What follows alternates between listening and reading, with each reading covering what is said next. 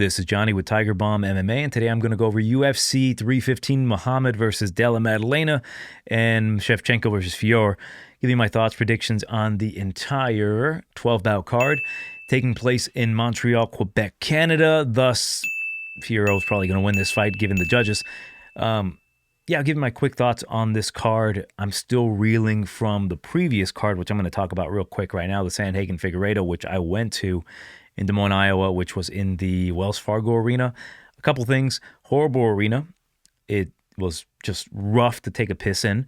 The fans sucked. The people behind me kept fucking betting Uncrustables on fights.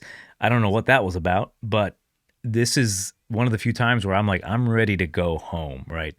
I don't live too far away, like 2 or so hours away from the center.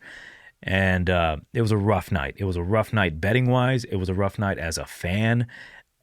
Again, like, it was just a rough overall night. So I'm still kind of reeling from back-to-back weeks of like WrestleMania, UFC Kansas City, which was great, fantastic, but the drive home sucked.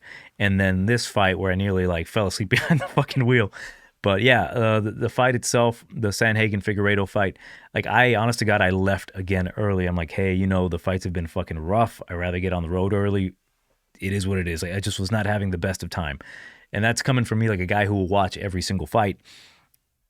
Being there was just like, man, like, they crushed my soul being in that arena. But yeah, ultimately, Sanhagen looked great. Figueiredo looked old. Unfortunately, he did pop his knee. De Ridder defeats Bo Nickel. I was happy for De Ridder, primarily because he look, when I saw him move forward with like zero regard and respect for Bo Nickel, that's when I knew this guy's going to fuck him up. And here's the thing, Bo Nickel, I think his number one mistake was I still think he could have won that fight. I'm not saying that to be salty. I'm happy he lost. It was just like a good humbling moment for the cunt. And I don't necessarily consider it to be like a fraud check per se, because I still think Bo's talented, but it is a fraud check based on how much shit he was talking and how highly he put himself and ranked himself. So thus, he didn't live up to that expectation that he had for himself. Realistically, like, he was rightfully the favorite. I think his athleticism should have won him the decision, if not possibly a late finish, but the disregard and disrespect that De Ridder felt, just beautiful. The way he finished him with the knee. Another guy got finished with a knee like that, and that was Henry Cejudo. And I do think Bo Nickel's going to come back. It's a very good humble pie for him. He's still very talented. He's still young. And the way I saw him winning that fight is just honestly something he didn't even try doing. Like, he tried to clinch. He went for a guillotine on De Ridder, which was stupid. I thought maybe if he stays on the outside throwing, like maybe side kicks. But, I maybe overestimated his camp. And De Ridder looked great, and he's going to mid himself to a victory. This dude is just on his way to, cashing in on the legacy of Duplessis. Rodriguez got a knockout, which was great. Montel Jackson and Marcos had a boring-ass fight. That was a horrible way for Marcos to get his first loss. City looked as I expected City to look. I actually wanted him to get a finish. Lost a bunch of money on the Jones versus Stevens fight. I don't want to talk about how much, but it was not a good night for me betting-wise.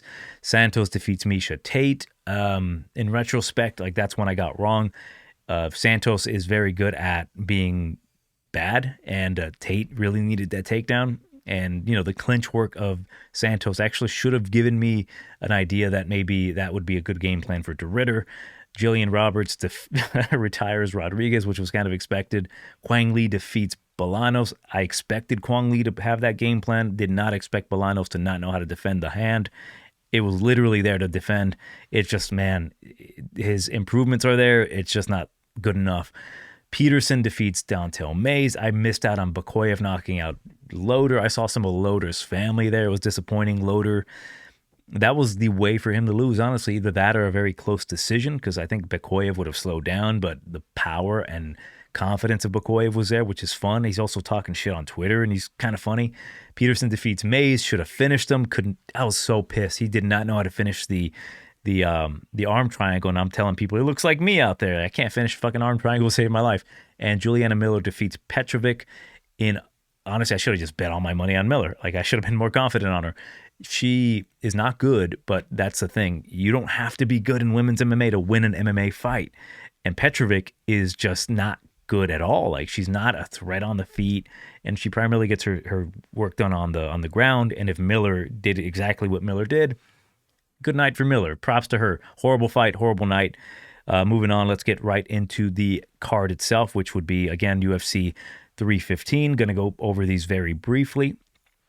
First fight of the night, we've got at bantamweight, we've got Brad Katona versus Bekzat Almakhan. And I think everybody's leaning towards Bekzat, and I think that's the right call. I think he is talented. The only real problem I have with him, and there's a reason why he's minus 180 and he's not like minus 300, because he's not necessarily getting that big, like, oh, he just fought the guy who fought for the title and he dropped him kind of momentum. This guy got controlled on the ground pretty easily, but in that fight, he showed some good stuff, good kicks to the body, good punching power, good way to survive on the mat with what's his name, Nurmagomedov Umar. Brad Katona, he has that kind of ability. I think he's a strong guy. He's a solid dude, and he's going to put on a good fight here. Biggest worry on this fight is if the plus 150 dog is going to Canada his way to a decision. The guy can definitely grapple. He's strong, but he is showing signs of slowing down. He's only 33, but he's always been kind of like a mid-level guy who can show signs of brilliance. And I just think that maybe Katona is not going to be as active or have as big of impact shots as Bekzat. You know, it's a big risk for Bekzat, but I do think he's going to win this fight. I don't think anyone should just be willy-nilly parlaying him. I probably will on like a fun side parlay, but I'm not uber confident in this guy. Typically dudes like this who have a good showing more or less, or there's something about him where you can kind of like put your hat on like, hey, he dropped Umar, he's got power. They tend to maybe not always perform the next fight, and Katona's a very tough test. The experience that Bekzat has, I think, is going to get him this victory. Primarily, the body kicks are going to be really hard there. He just needs to get off the bottom if he gets put on his back. But Katona, again, I think he's slowing down. I think Bekzat's hungry. So give me Bekzat by a decision here. Next bout, we've got Daniel Santos versus Young Lee. The odds, what are the odds on this one? And I'll tell you what I'm kind of thinking, because when I first heard this fight was getting scheduled, I leaned one way very, very, very hard. It's a pick 'em right now. I think Young Lee is minus 115-ish, minus 120, and then plus money if you can find it on Santos, but it's roughly a pick 'em. And I don't think that's accurate at all. I think this is a really good spot for the Korean Tiger, Young Lee, because he had one defeat in the UFC, got knocked out by Haider Emil, but that loss is aging. It's not going to age great because of how he fought, but it's aging better because of how good Emil is doing in the UFC. He just beat Gomis, a guy that I didn't think he was going to beat. That's showing Emil that, like, Emil's very limited in what he can do, but his toughness, man, he wills himself to victory, and it's no shame getting knocked out by a guy like Haider Emil when you're Young Lee, especially when you felt as if you could knock him out, and you kind of got punked there. But the guy hurt him early. He rolled his eyes in the back of the head. He's very fast. He's been working on his takedown defense. And with Daniel Santos, my thing with him is that he is the better fighter here. Much better fighter. He's better jiu-jitsu. I think he comes from a better camp, but he's not the most durable guy. And my biggest issue is this dude has been not fighting. He's been incredibly inactive. His last fight against Johnny Munoz, and I don't want to put a whole ton of stock on that, but he could barely do anything with Johnny. He had to take him down. I mean, I think he's going to be slower here. I think he's going to be there to get hit. And if Young Lee lets his hands go early and he's very measured, doesn't blow his wad early, doesn't do anything stupid, I think he can get him out of there in the first 2 rounds. So give me Young Lee. I'm actually going to parlay him with somebody else on this card if things go my way with baseball, which so far it looks like it is. And I like Lee in this spot. He's just a bigger dude, longer reach. He's shown, I think, that humbling that he got from Emil, despite him getting hurt badly, he didn't get knocked out. He didn't get put to the ground. He just got hurt bad. His ego got hurt, and I'm expecting him to have a more measured, cleaner performance here. But when you see his fight with like Blake Builder, and Blake can't get him down, and he's ripping to the body, and Blake's a big dude, right? Santos, again, comes from a great camp, black belt in jiu-jitsu, solid jits. But I've seen Young Lee do well against guys like that. And if Santos gets cracked, man, I think it's just a lot of time in that camp of shoot to box. I think he might be getting the worst end of those exchanges because they're going like fucking old school. What do you call that? God, I'm blanking out. Vanderlei Silva, not shoot to box. Yeah, I guess shoot to whatever. But yeah, they're going life and death in there. So give me Young Lee to get a knockout in the first 2 rounds. Next bout, horrible matchup here for both men, really, because Marc-Andre Barriault, his chin is unfortunately deteriorating. And I'll get to that. And then we've got Bruno Silva, who, again, this dude, I hate to say it, man, because this guy is a fun dude to watch. And he was great at one point, but he's 35. And typically at middleweight, you should not be washed at 35. But this guy is looking like this guy not only looks washed, he looks like he's been through the rinse cycle. He's been dried. There's a little bit of smudge on him, so they washed him again and they hung him up to dry. Now he's like incredibly dry, and he just looks like he's done. He's too slow. He has a puncher's chance against Marc-Andre Barriault, but here's the thing about Barriault. He's minus 155 in this spot. The reason is he's been knocked out twice by Joe Pyfer, a guy who would kill Bruno Silva at this point, and Dustin Stoltzfus, a guy who would probably maul Bruno Silva on the ground as long as he doesn't get knocked out. Stoltzfus has a very interesting chin. He's not the biggest power puncher, but he can take a shot to give a shot, and he cracked Andre Barriault. I think that was a big line disparity, I suppose, where Stoltzfus was plus 200 and beyond, and Andre was just kind of expected to run through him. But Andre's kind of a mid-level fighter himself. But what he does well is put pressure on guys, have good cardio, and break them. And Bruno's been broken. Man, he got beat by Ismail Nurdayev. And this guy sucks, man. He was looking great against Bruno. He was taking him down, taking his back, controlling him. And that's kind of what I expect here from Barriault. He's just going to do the same thing that he typically does. He's going to just be very, very, very safe. But when Bruno slows down, those long punches start becoming incredibly slow. So give me Barriault either late finish, leaning towards a decision just because he does not want to get knocked out. Next bout, we've got Navajo Stirling versus Ivan Erslan. I like Erslan plus 235. It's worth a shot, especially if he can crack Stirling. But if this becomes a fight where Erslan, like in his debut, has the jitters or he's just kind of mentally in his head too much, this is a very easy Navajo win by decision or counter knockout. Like Navajo he's a good counter striker. He needs his opponent to move forward. When he's doing the advancing, he's not all that great. His city kickboxing feint game is not quite there. We might see a better version of him here, but he's the bigger dude, longer reach. Minus 290 is a little steep for me because I think Erslan is solid, but he's been knocked out himself. I am actually just going to be bold and predict a knockout, probably in the second or third round. I do expect a bit of a feeling out process. If this, again, is a fight where nothing is happening, Erslan is still very gun-shy because, say, he's getting peppered with long-range jabs as he's trying to move in and crash into Navajo. I think he's going to be a little tentative. Stirling's not the biggest power puncher, but if he can connect on you clean, if you're moving in, he can put your lights out. So give me, I'm going to say second round knockout for Stirling, but I'm leaning more honestly towards a decision. It just really depends on what Ivan's going to do here. Because again, I do like Erslan. I think he's solid.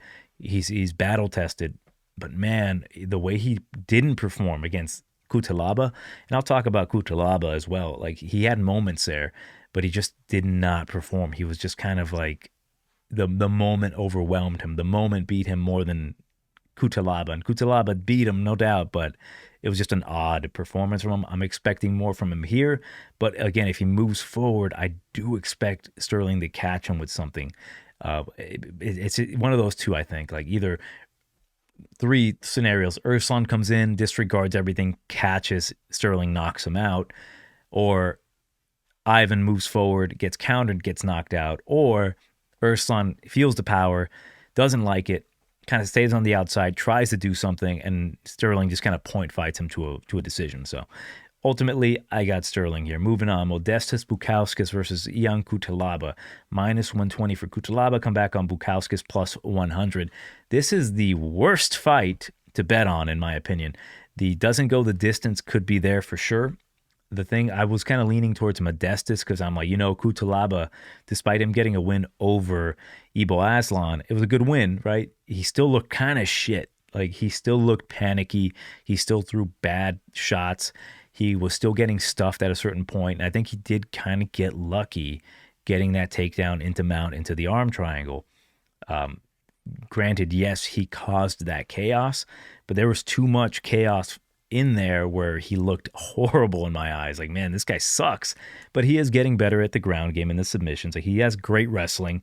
But man, if he moves forward and he can't get a finish early, that's where Modestus, who I kind of consider a tank of a man. He's very tanky. He's not the fastest anymore, but he has decent power, good kicks. I think he can win this based off of more activity. But when I'm watching his fight against Rafael Cerquera's landing hard shots on him, like, cleanly. So if Cutelaba can catch him, he can probably wobble him. This one's incredibly hard for me because my heart is telling me, like, I think you got to keep fading Cutelaba. Like, despite the way he's been looking, this is a guy who lost to Felipe Lins just by getting leg kicked. Like, this guy is a guy who will stunt you up, especially at plus money. I'm sorry, at chalk. So I do like the thought of maybe taking a shot on Modestus, but maybe live. So for me, pick-wise, I have to go with Cutelaba because I do think early on he can finish Modestus in the first round, which I'm going with that. If this gets extended and Modestus can get into a nice groove, attack the low kicks, stuff the takedowns, tire out Cutelaba, I think he can either finish him late or possibly more than likely get a decision. But I think it's going to be really, really close. Normally when Ion paces himself, he does very well. When he mixes in grappling, he does very well. We'll see which version of him we get. But, man, I'm going with Cutelaba here. I'm going to go round number 1. But for me, probably going to look into that live bet for Modestus. Next bet, we've got Jasudavicius versus the former champ Jessica Andrade at flyweight plus 230 on Andrade. Come back on Jasudavicius minus 280. For me, it's going to be either submission Jasudavicius probably late or a decision. I do understand people saying, like, yeah, Jessica's the biggest name she's fought. This is a tough girl. It's going to be hard to take down. I don't think it's going to be that hard for her to take her down. Jasmine is more, like, here's the thing. What people don't realize is that Jasmine was a kickboxer first. She's not the best kickboxer, but she has kickboxing. She has a good mean streak. She has a good chin.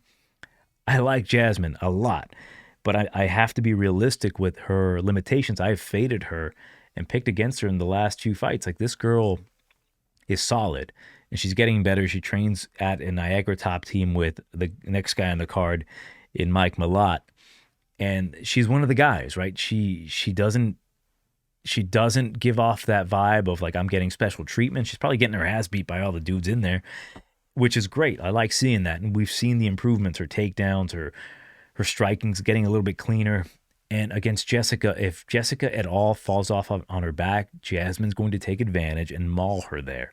I think Jasmine's just too big, and I think her well-rounded game as of today has just gotten to the point where she can handle a girl like Jessica Andrade, who is much smaller. Yes, she will have more power, but man, if at all Jessica slips, or if at all Jessica, gets taken down or her back taken, I think that's going to be nearing the end for Jessica, where either a choke's going to be in. Like, Jasmine loves that Darce choke.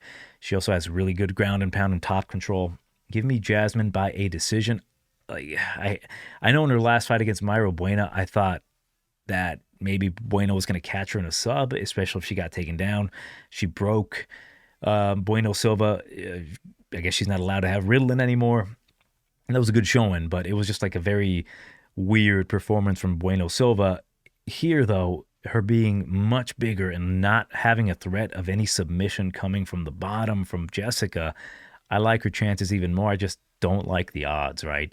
Because, a body shot from Jessica Andrade could really be a deciding factor in this matchup. I don't know how tough Jasmine truly is, but I'm hoping that she's getting her body conditioned, because that would be the shot to give to Jasmine Jasudavicius, similar to how Jessica knocked out Caitlin Chukagian, just like tickled the liver with that nasty left hook to the body or right hook to the body. So That's the biggest concern. Thus, I'm not feeling comfortable betting her. I'll probably add her to that like stupid parlay that is probably going to cash because it's nothing but chalk. But give me Jasmine by decision. Next bout, Mike Malott versus Charles Radtke. Now, because this show is becoming a little bit more PG, for reasons of more people are subscribing, I got to be less provocative. Charlie Radtke, I call him something. The formerly known, well, I can't say it, but I call him the F agate killer, plus 180. That left hook that Charles Radtke has is just mystical. Like, I'm flabbergasted by it. This guy used to be a lightweight. And I feel like I know Charlie Radtke enough and his style to be perplexed by how he can knock dudes out with that power. Like, this dude was like struggling at 155. He moves up to 170 and he's just like game physic knockout dudes. Like, he hits them and they just fucking scarecrow out of nowhere. Mike Malott, solid guy, not the most tough guy. I think if you crack him good, he is more than willing to just kind of ball up. He's tough, right? He hits hard himself. He's got good jiu-jitsu. Charlie's also black belt in jiu-jitsu. He trains with Belal Muhammad. I think that's a very good guy to train with, especially if you're fighting a guy like Mike Malott. But ultimately, I'm going to go with Charlie Radtke by knockout with the F agate killer punch, that left hook. To me, and I hate to say it because like I am a big Powhatan simp, but that left hook is second only to Powhatan's. It's crazy how he lands it and people just do not react well to it. So I'm flabbergasted by it. Doesn't even look that hard. You go back and you see him in the regionals, like in the LFAs, I believe. Let me go back and find out. So if people who haven't seen it, it's just like, wow, he just knocked him out. It wasn't Gilbert Urbina. Where the hell is he? I think it might have been Brandon Lopez. Back in his CCFC run, he's just connecting on dudes with that left hook and they go down. Might have been Caleb Crump, I'm thinking. Yeah, like I like Charlie in this spot. I think he has that kind of power. They're very evenly matched. I think Mike is going to have a tough time maybe getting Charlie to the ground and on the feet. I think Charlie is going to have the bigger power. So yeah, give me Charlie by knockout in the first round. Next bout, we've got a short notice bout with Benoit Saint-Denis, main card opener. Come on now. He's going to be the favorite. He's minus 150, 1,050. Kyle Killshot Prepolec, my plus 600.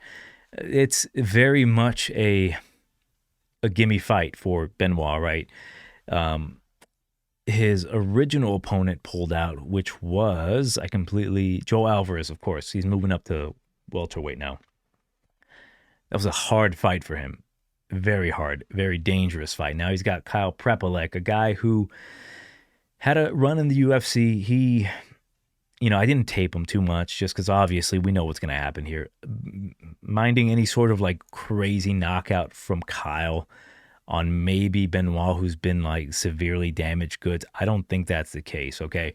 The thing with Benoit, I have to get out of my chest, right? Like, I've always liked Benoit Saint-Denis. And sometimes when I like a guy, like, I always have to be realistic with what their skill set is, right? And I've been fading him quite often, and it finally paid off. And it's one of those moments where the shit I've been saying about him, like, I think Moises can catch him here. I think if he tires out Benoit, he just has to do this, he has to do that. And he doesn't do it. I think, what's that name? Fervola can actually knock him out. I think he's got the wrestling to stop him. I think then he gets knocked out. So he keeps proving me wrong. But doesn't mean I'm wrong. I think the issues are still there. Then finally we get a guy like Poirier. I think Poirier is going to be able to stuff takedowns, eventually knock him out, and he gets knocked out.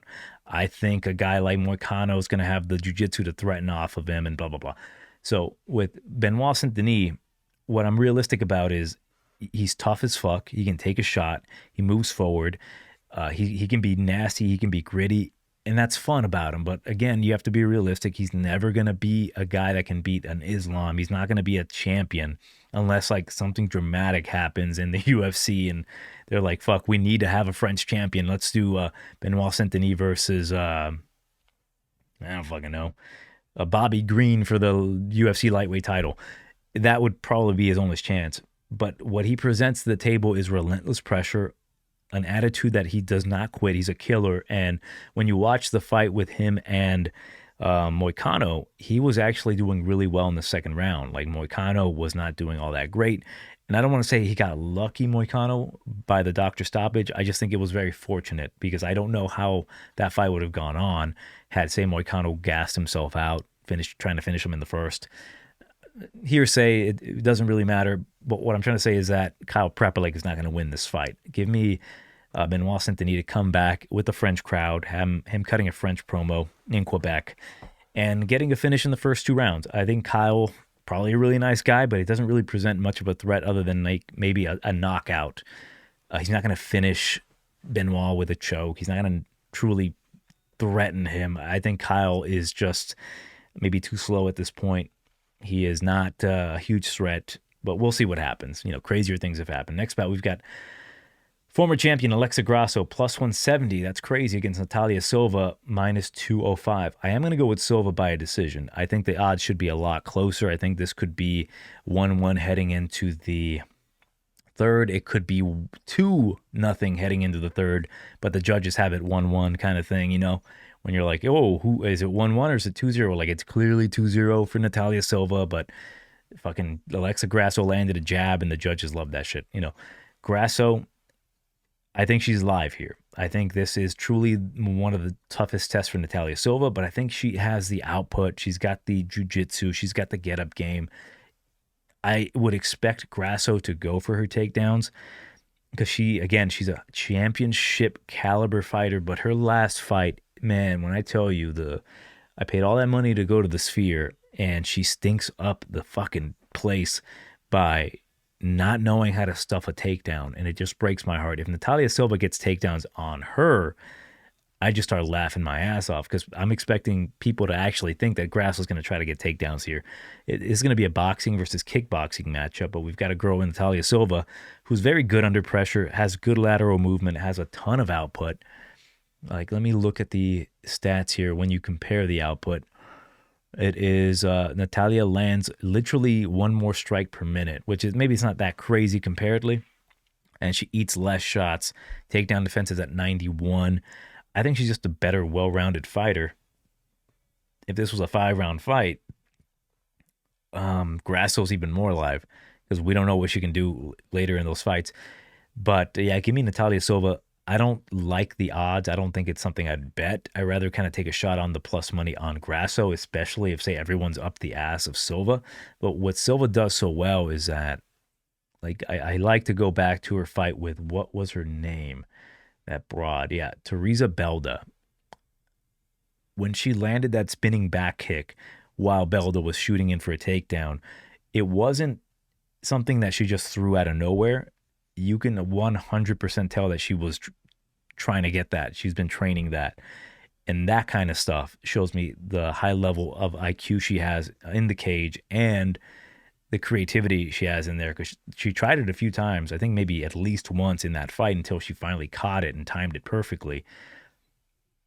That kind of level from Natalia Silva, a girl who actually faded against Jasudavicius, because she was night and day compared to who she was in the regionals to who she is now in the UFC. This girl's phenomenal. And I'm not saying she's going to easily win. I think it's going to be a tougher matchup because Grasso's no joke. Grasso's very good at flyweight. She's a champion for a reason. It's just her camp at Lobo Gym scares me. I worry about them sometimes. Like, they are not the smartest group of people, okay? Like, when Trump says they're not sending their brightest, he really meant Alexa Grasso's not going to win at UFC Noche because she's not very smart. The whole unable to stuff a takedown after years and years and years of knowing that is your biggest weakness, it just really soured me on Grasso and her IQ. But if you take that part out of her, she's a very solid boxer, great jiu-jitsu herself, and she's a dog. But is it going to be a little too late kind of thing? So we'll see. But give me Natalia Silva by a decision. Next bout, we've got Jose Aldo versus Aiemann Zahabi. But yeah, Firas Zahabi's little brother, Aiemann Zahabi, is in the UFC, and it almost felt like this guy was only there because of his brother. And at a certain point he was, and he starts slowly getting knockouts and slowly getting better. But this is a matchup where I don't care how better he's gotten. I don't think he's ever in his life going to beat Jose Aldo. Jose Aldo's only lost to guys that can basically control him. He's not the better striker. He might have some good power in that right hand. And knowing Fiorot, they're going to try to come up with a good game plan. But damn, it's going to be really hard for Ayman Zahabi to win against Jose Aldo. Jose Aldo is going to have a huge drop-off. And that very well could happen in this fight, right? But I have not seen it. Even against Mario.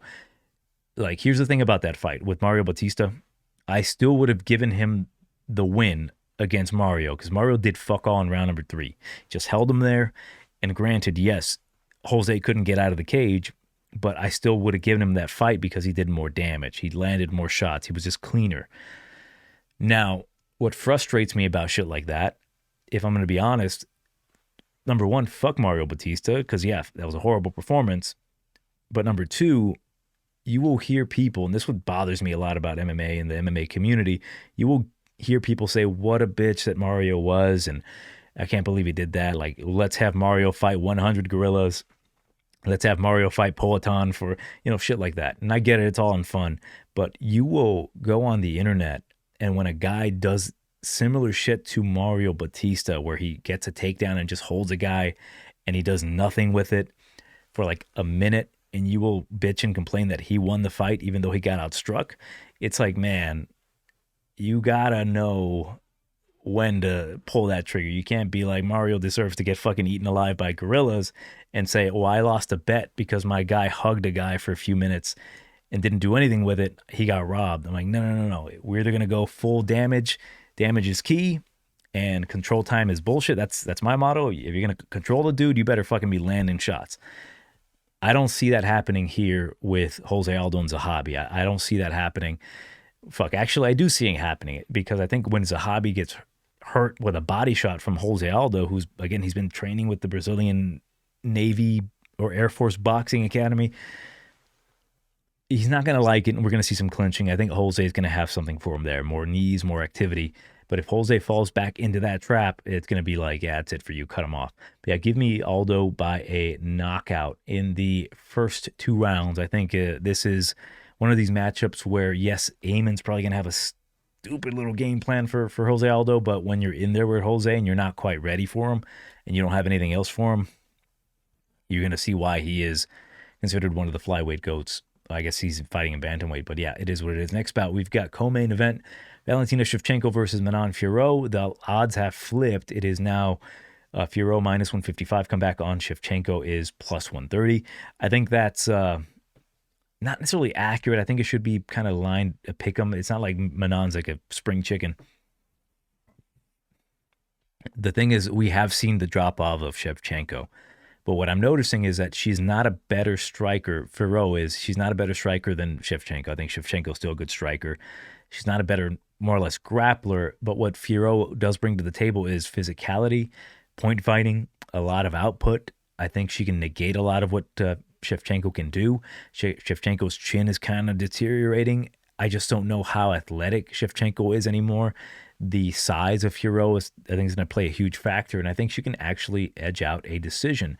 Now that she's a favorite, I'm not a big fan of it. If I am going to parlay her, which I am planning on parlaying her with Jung Young Lee, I would need to get better odds on her. At least minus 130 if I can find them out there. If my casino might have them. Shevchenko, she is a champ for a reason. Not many women in particular. She's 37. Get the title back after losing it, especially after getting finished. Do I think she got screwed out in that rematch against Grasso? I don't know. The Mexican me says no. But, yeah, the third Grasso fight, it kind of showed the intelligence of Shevchenko, that she went for takedowns early. She didn't even bother on the feet. She didn't give Alexa any chance to get takedowns on her, which my game plan for Alexa would have been initiate the grappling, because anytime you initiate the grappling, you end up having the better, more successful moments. Very same thing here for Manon Fiorot. If she uses her size and gets Shevchenko down, which we have seen her as of late having trouble getting back up. We saw that with that roid user, what's her name, Talia Santos. We saw that with Alexa Grasso in the first 2 fights, where anytime Alexa got her to the ground, took her back, she had success, did some damage. If Fiorot can do that, because I think her boxing and striking is not exquisite, it's good enough. It's not going to be as explosive as Shevchenko's, but if she mixes in takedowns, get body locks, take her down and control her there, maybe get some top control. She has a judo background, if I remember correctly. She can have a lot of success here. And it's really just eating away and chipping away at Shevchenko, getting her tired. You're not going to win every round, but I think you can win 3 of those 5 rounds. So give me Manon Fiorot to become the UFC flyweight champion, and perhaps Valentina can move up and fight and have a rematch with either Juliana Pena, which she has beaten Pena before, or have a mega fight with Kayla Harris, and that'd be probably the best legacy. It'd be better if she had the belt, but we shall see what happens, right? Like, I'm not counting out Shevchenko. I just think that Manon Fiorot has that ability to get it to the ground. I don't know if Shevchenko is going to be able to keep or hold down Manon Fiorot on the ground, being that she's the bigger, stronger girl. I want to see them face off. I do want to see if it is exactly 2 inches in height that she has over Shevchenko. I kind of suspect it might be a little bit more, but I think she will look physically the stronger woman, like the bigger, stronger woman. And then main event of the evening, Belal Muhammad versus Jack Della Maddalena. I won't waste anybody's time. I am going with Jack, right? Very simply put, because I fucking dislike Belal Muhammad. I dislike his style. I'm one of the bigger haters of Belal Muhammad. And I give him his props, right? Like, he is a champion. He has fought back from adversity. And the Leon Edwards fight, he went pretty damn close with Leon, where he was getting taken down, but like Leon's getting mentally broken in there. And this guy, you could say, yeah, Belal's the one mentally breaking him. And I just don't think that's the case. I think it's just good timing. One thing about Jack, and I'm a big Jack nut hugger, right? I even have a t-shirt made of Jack Della where I claim that he is now, he got drafted to the Mexicans. He's no longer, well, I guess he's part Italian, I believe. He's no longer Italian. He's no longer Australian. He's puro pinche Mexicano. This guy is one of us. The way he boxes, the way he fights, he's a dog. He's a killer. The way he rips to the body, this guy is just a nasty fighter. And the fact that he fought Gilbert Burns with a broken arm, and I went back and rewatched it, and that must have happened blocking a kick from Gilbert, which it does scare me because Belal does have a very good kick to the body that if he does target the arm, Belal is that kind of guy that it could potentially re-injure the arm of Jack Della. And you can tell that Jack did not look himself.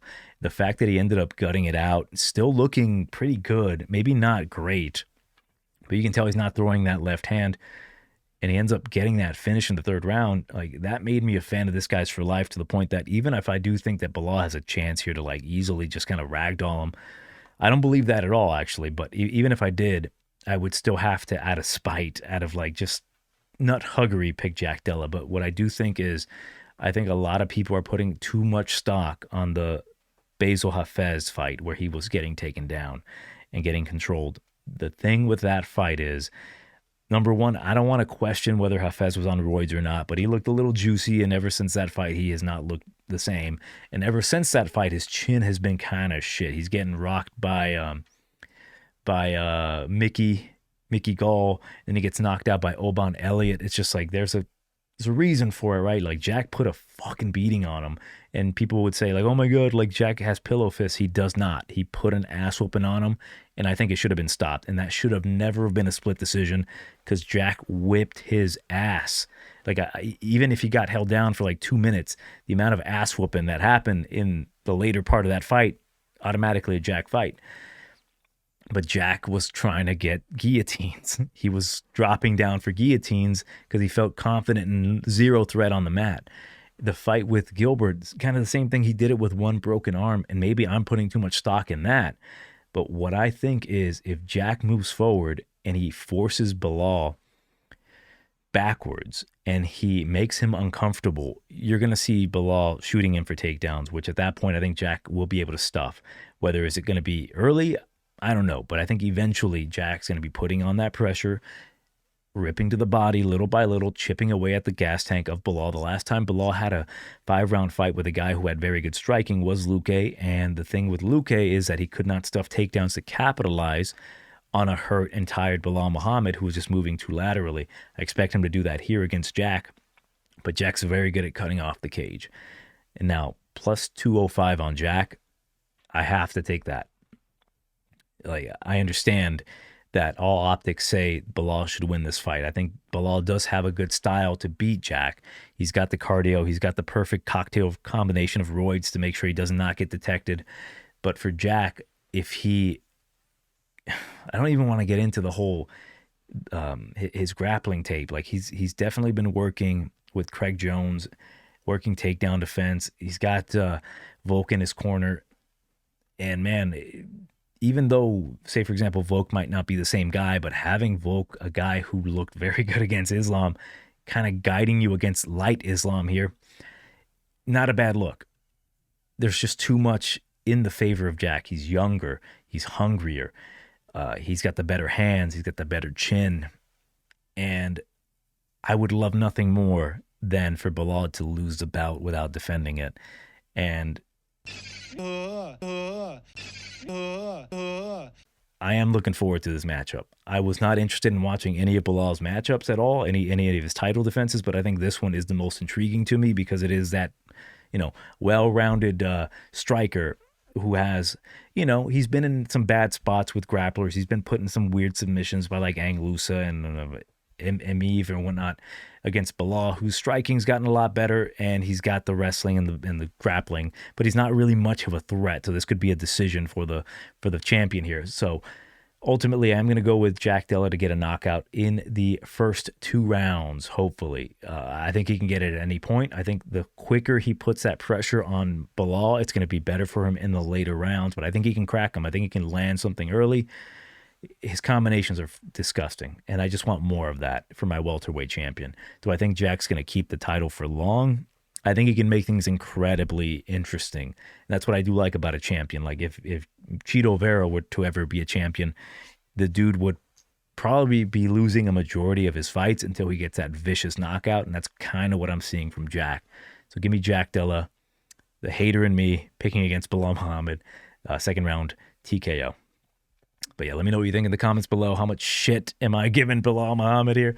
It's all in good fun, I'm just talking kind of shit. But yeah, I got to give him a bit of respect. The fact that he actually won the title, never expected him to. I know some people were all up on him, like, yeah, he's going to be the champ. He's the uncrowned champ. I just think that it's kind of popular right now to like Belal Muhammad, but the dude is definitely got a good mind for how to win fights. But I don't think it's what's best for the welterweight division. Like, it's not going to be good. I would dread to see the numbers for this main event. But yeah, let me know what you think in the comments below. Johnny TigerBomb MMA. I will see you next week.